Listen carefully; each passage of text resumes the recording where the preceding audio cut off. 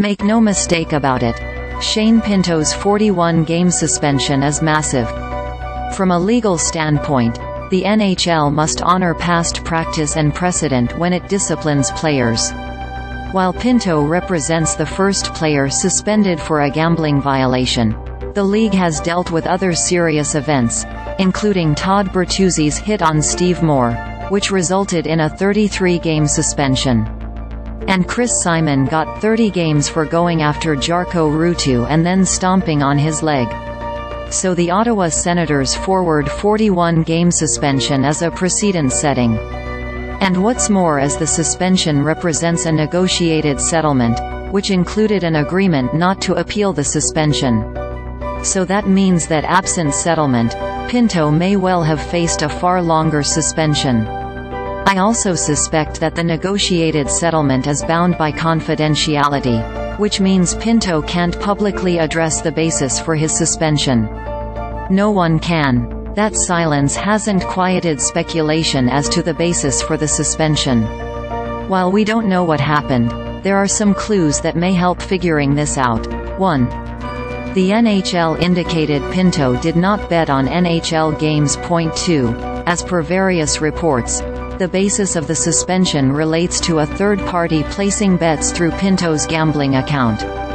This is referred to as proxy betting. So while Pinto may not have placed the bets, one or more people may have used his account to place bets. 3. Since the NHL only precludes players from betting on the NHL, it stands to reason that the third party placed wagers on the NHL. So what does this tell us? It's possible that Pinto was suspended as a result of someone else using his account to wager on NHL games. As far as the length of the suspension, remember that the NHL CBA and the league's gambling policy confer upon Commissioner Gary Bettman broad discretionary powers when it comes to imposing discipline.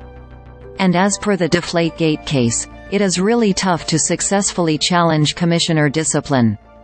So long as the league and Pinto remain quiet on the basis for the suspension, the speculation will continue. If Pinto did not bet on NHL games, it would be in his best interest to declare that.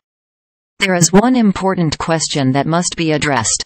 Why was Pinto allowing someone else to place bets on NHL games through his account? Was Pinto trying to do indirectly what he was not permitted to do directly? The issue, however, is that these types of agreements are often bound by confidentiality.